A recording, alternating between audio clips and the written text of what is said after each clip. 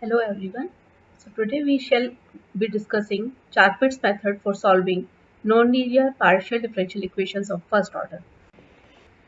So before going to Charpit's method, we are required to understand what are compatible systems of first order partial differential equations. If we are given two first order partial differential equations f and g, then they are said to be compatible if they have a common solution. So what is the condition? There is a result which says that if the Jacobian del Fg by del Pq, that is the determinant Fp, Fq, Gp, Gq, if the value of this determinant is not equal to 0 on the domain D, then we say that the partial differential equations f and g are compatible. P and Q can be explicitly solved from 1 and 2 now, because if f and g are having common solution, then P and Q must be satisfying both the partial differential equations. So we can find the values of P and Q simultaneously from f and g. We know that du by using total differentiation formula is del u by del x dx and del u by del y dy. So del u by del y, that is q, and del u by del x, that is g. This is the way to use or to find the solution of a compatible system of first order partial differential equations. If this equation make it 0, then the function du equal to p dx plus q dy is integrable. So here is an example. Show that the equations xp minus yq equal to 0 and xup plus yuq equal to 2xy are compatible, and hence find the solution. First, let us find out all the partial derivatives of f and all the partial derivatives of g. Now we find all the Jacobians. Now we should get for the compatible system of equations that del fg by del pq is not equal to 0, and here we are getting that this is not equal to 0. And for all these Jacobians, the relation this fg, this should be equal to 0. So the equations are compatible and integrable also. Now the given equations can be solved for finding the value of p and q. So solving these two equations simultaneously to find the value of p and value of q. U is equal to p dx plus q dy, so that u du is equal to y dx plus x dy, and this gives us the solution u square equal to 2xy plus k, where k is a constant. So this equation is a common solution of the given partial differential equations. This is an important note that the compatibility of these two equations, it is not necessary that every solution of f be a solution of g or vice versa. For instance, the equations, these two equations, they have common solution this, but the solution of f is not solution of g. Now we come to Charpit's method. Charpit's method is a general method for finding the general solution of nonlinear partial differential equation of this form. Here, what is the basic idea? We shall be finding another partial differential equation of first order g, which is compatible with f, so that these two equations will be having a common solution. So finding the solution for f is equivalent to finding the solution for g. When such a function g is found, the solution contains two arbitrary constants a and b. Okay, now the compatibility of the equations yields this equation. So what is del f g by del x p? It is, right? Since g is an unknown function, we shall be writing only the values corresponding to f. Further observe that g is function of x, y, u, p, q. So what is dg? dg is, and this is equal to 0. So comparing these two equations, we obtain this equation which says that dx over fp is equal to dy over fq, is equal to this ratio, then this is also further equal to this and equal to this.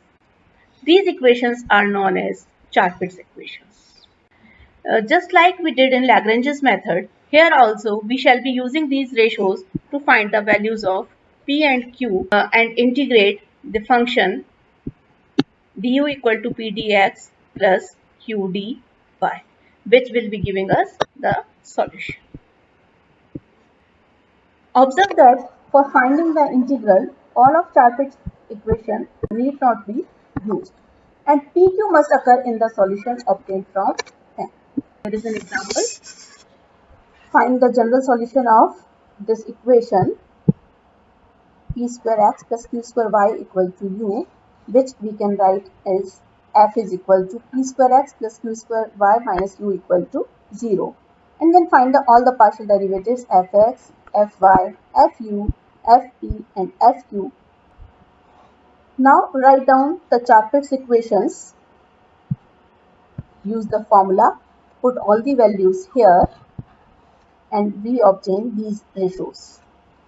So these ratios then can be solved by method of grouping or the method of multipliers. Here we have further used method of multipliers. Method of multiplier, see the last video, partial differential equation part 3.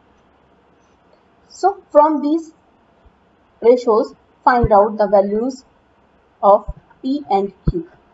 Here we have found a relation between P and Q here, and we solve for Q. Considering only the positive root for the sake of convenience, we obtain Q as the square root of u over 1 plus ay. Similarly, now putting the value of Q here, we obtain the value of P. Once we have the values of P and Q in our hand, we can find the solution by using the relation du equal to P dx plus Q dy. So put the value of P and Q, rearrange the terms and integrate. So integration gives us this. So this is the solution of the given partial differential equation using Charpit's method. Now there are 4 particular cases. We can say special types of first order nonlinear partial differential equations, of which the first one is the equation involving only P and Q. The function does not contain u, x and y directly visible in the equation.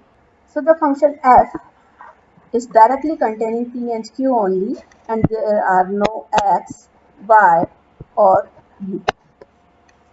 So writing the Charpit's equation, we obtain these ratios. It's not like that we are dividing dp by 0 and dq by 0. It's simply, if the ratios are equal to k, then dp is equal to 0 into k, that is 0. And similarly, dq is also equal to 0. So if t is some parameter, then dp by dt is also 0 and dq by dt is also 0. So solving this, we obtain p is some constant, let us say a. And if p is constant, then the value of p equal to a here in this equation, and solving for q, we obtain q is equal to some function of a. So p is a, q is qa, so du is a dx plus qa dy. Integrate it. On integration, we get the solution u equal to ax plus qa into y plus b, which is general solution of this equation. So instead of taking dp by dt equal to 0, you can also take dq by dt equal to 0. So that doesn't make any difference. Now let us take an example and find the solution of the equation pq equal to 1. So p is equal to a, q equal to 1 over p, that is 1 over a. We have du is equal to a dx plus 1 over a dy. Integrate it to obtain the solution, where a and b are arbitrary constants. Now, second special case is when we can directly see u, p and q in the nonlinear first order partial differential equation and not seeing x and y. In that case, Chapman's equations become this. So from all these ratios, again the objective is to find the values of P and Q. So considering the last two ratios, that is this one, we obtain dP by P equal to dQ by Q, so that P is equal to AQ. Again, just like last special case, put this value of P in FUPQ so that you can find Q in terms of the constant and the variable U, and then P is A into QA. So du is equal to this, rearrange the terms and integrate. So this is the arbitrary, this is the solution containing arbitrary constants A and B. In this example, you are saying x and y are not there. It is function of P, U and Q only. So putting P equal to AQ, Q is equal to, we can find the value of P also from the given equation. Put values of P and Q here. Rearrange the terms, integrate, you will get this as a solution. So this is general solution of the given partial differential equation. Next special case is separable equations. In case of separable equations, you are able to write the terms containing P and X on one side and Y and Q on other side, and there is no U in the expression. For this type of equation, the Chapman's equations become, so from last two relation we obtain dP by dx plus fx over fp equal to 0. It can be written like this: fp dp plus fx dx equal to 0. It means the function fxp is nothing but a constant, because right hand side is 0. On integration it gives you some constant. fxp is equal to g by q. So if it is equal to a, then this is also equal to a. And then we can use these relations to obtain P and Q, which can then be used in integrating du equal to P dx plus Q dy. In this example, P square y into 1 plus x square equal to qx square, this non-linear partial differential equation, we observe that there is no u here. This can be separated, function of P and x on one side and some function of q and y on the other side. And this is equal to a square. A square, just for sake of convenience of the calculation, we have taken it a square. You may take it a also. Then there will be root a in the calculation. Because here we are having p square. Solving for p, we obtain this. Similarly, y equal to a square. So this gives q equal to a square y. Putting both the values here in du equal to p dx plus q dy, rearranging the terms and integrating, we obtain the solution. Fourth form is Claret's equation of the form u equal to px plus qy plus some function of p and q. In this case, Chapman's equations take this form. Now from last two ratios, just like the first case we have solved, we obtain that dP by dt is equal to 0, which gives you P is equal to some constant A, where A is an arbitrary constant. Similarly, dQ by dt equal to 0 gives you Q equal to B, where B is also an arbitrary constant. So substituting the values of P and Q in this equation, we obtain U equal to AX plus BY plus FAB, which is the desired solution. So we are given this equation. Rearranging the terms, we observe that the given equation is Claret's form of the nonlinear partial differential equation. So for the Claret's form, we know that P is equal to some constant, arbitrary constant A, Q is equal to arbitrary constant B, and putting these values of P and Q in the Claret's form, we obtain directly that the solution is U equal to AX plus BY plus 1 over A plus B. Here we end Chapman's method and its applications.